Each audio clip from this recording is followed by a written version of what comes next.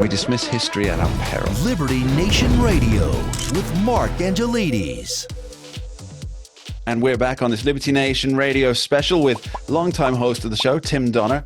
We were talking about Super Tuesday results a little while ago, but now I'd really like to move on to the actual numbers. Now, again, I did say this almost exact same sentence in the first segment of the show, Tim, but if I know you half as well as I think I do, somewhere on your computer there, you have Real Clear Politics polling open up on a few tabs. Am I right or wrong? I refuse to divulge. Hey, look, you know, a workman can't share his secrets or he won't continue to work. Absolutely right. Absolutely right. We're not building stucco walls here, Look, Tim. we are starting to be drowned in numbers because, you know, the article that I wrote on LibertyNation.com is a Super Tuesday preview, really says it all. It's an end and a beginning. Yes. The primary race is over. Internal opposition for either Biden or Trump are finished. And now you've got an 8-month presidential election campaign. I mean, it seems to me that Donald Trump's strategy should basically be what they used to call in college basketball a four-corner strategy, where you freeze the ball, you pass it around to the four corners, and you don't take a shot. You just run the clock down. And that's I'm not a basketball watcher, so but I ended up running the clock down. Yeah, absolutely. You know, basically freeze the ball, or like in football parlance, you know, run the clock down to 1 second on the play clock, then take a knee and let it run again. In other words, the point is that Trump, at this point, it's more a matter of what he needs not to do than what he needs to do. Everybody knows about his presidency. Everybody knows about his temperament, but he has a chance to soften the temperament issue. And if he does that at all, he should be able to be on a glide path to the White House, if only because Joe Biden has become completely unelectable. I just don't see any path for him. Let's talk about temperament for a second, because Donald Trump is well, he's famous for it internationally. You know, even in North Korea, he's famous for his temperament. But there's a lot of internet chatter and from some serious news organizations that are saying that Joe Biden is planning on, and I think I've got this right, he's planning on goading Trump on a daily basis in the hopes that Trump will implode and get angry and make a fool of himself. But the point that you make, that I mean, the real thing that has put people off Donald Trump is not his policies. Well, not conservative voters anyway, and certainly not Republican voters. It's not his policies, but his temperament and his attitude. But do you think that the Democrat voters who are sticking with Joe Biden as of now, do you think if they see the same kind of, well, let's call it petulance, I guess is the best word to describe it. If they see that kind of snarky petulance coming out of the president of the United States on a daily basis aimed at a political opponent, do you think they'll think, well, there's really no difference between the two of them in terms of temperament? Do you think it'll backfire? Certainly, because everybody knows the staggering deficits that Joe Biden is facing in the polls, in the battleground states, on the economy, especially on the border, on crime, on inflation. He's underwater on every single issue. Yeah. And it's clear the only thing he's got, he used to have this argument about the death of democracy, but I don't see him being able to even use that now that his cohorts have done everything to try and remove Trump from the ballot and get him thrown into a cage before election day. You know, I think that you can't use democracy effectively anymore. And abortion is all he's got. We talked about how that can be depicted as an extreme position among Democrats who want it right up to the point of birth. So what is he left with? He's left simply with scorched earth, warning the American people that we will lose the democracy and have a dictatorship, he'll skip right to the dictatorship since he's limiting democracy by trying to get Trump off the ballot so people don't even have the choice uh, to face him. Hmm. Well, it's funny that you bring that up. Well, maybe not. That's so funny. It's because after the Supreme Court ruled 9-0 and a per curiam decision as well, meaning that they really spoke with one voice on that particular issue that the state couldn't remove, Colorado couldn't remove Donald Trump from the ballot, although they had some issues further down the line with the scope.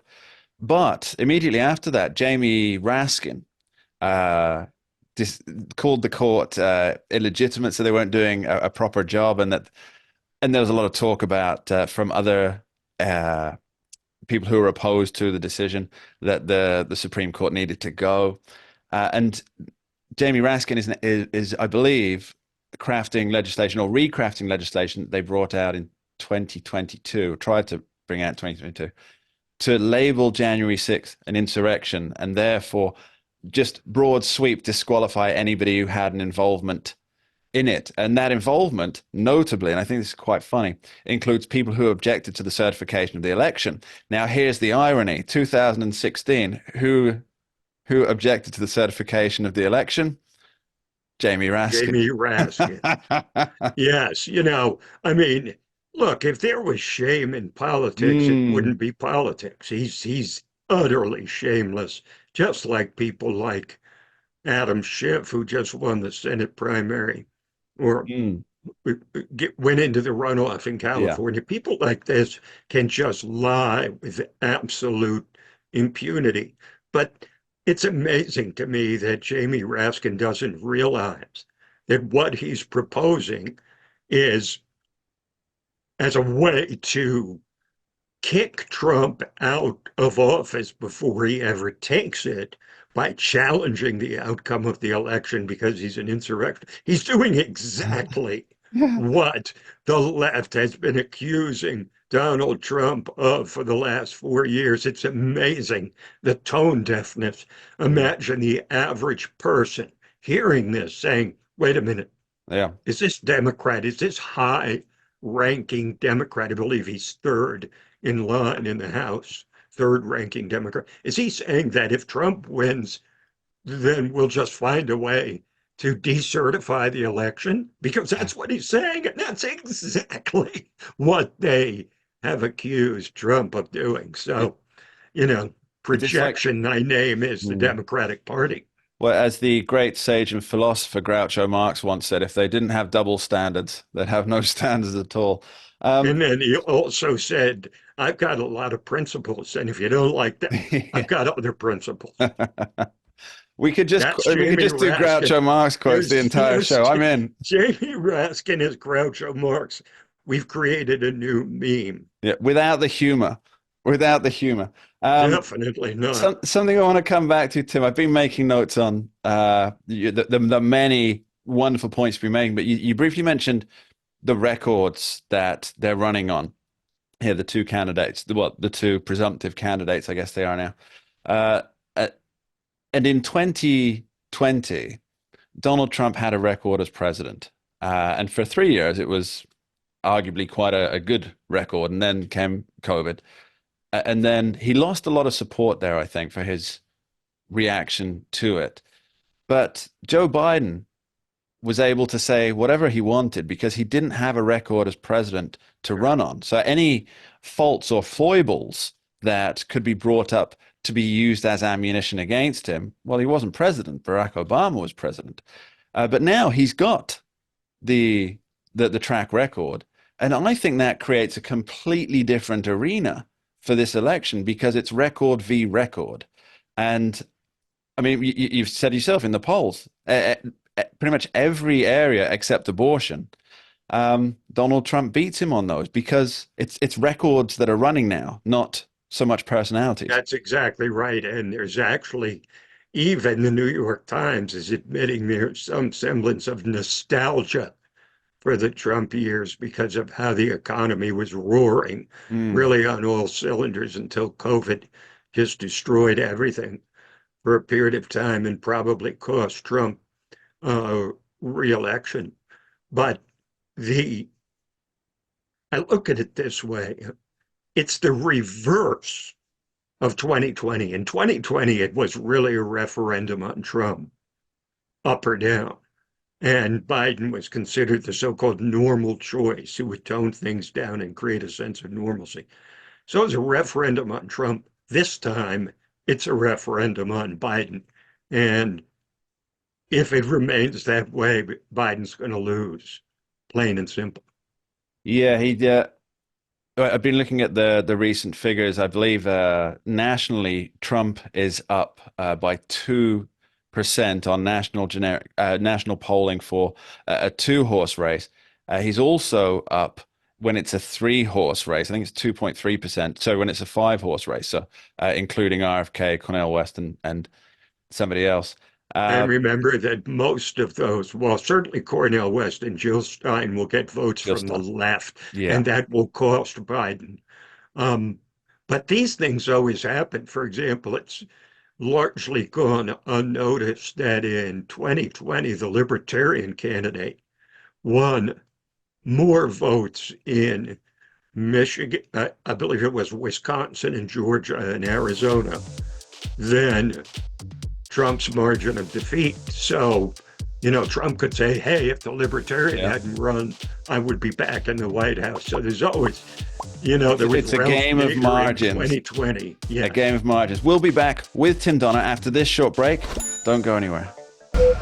We dismiss history at our peril. Liberty Nation Radio with Mark Angelides.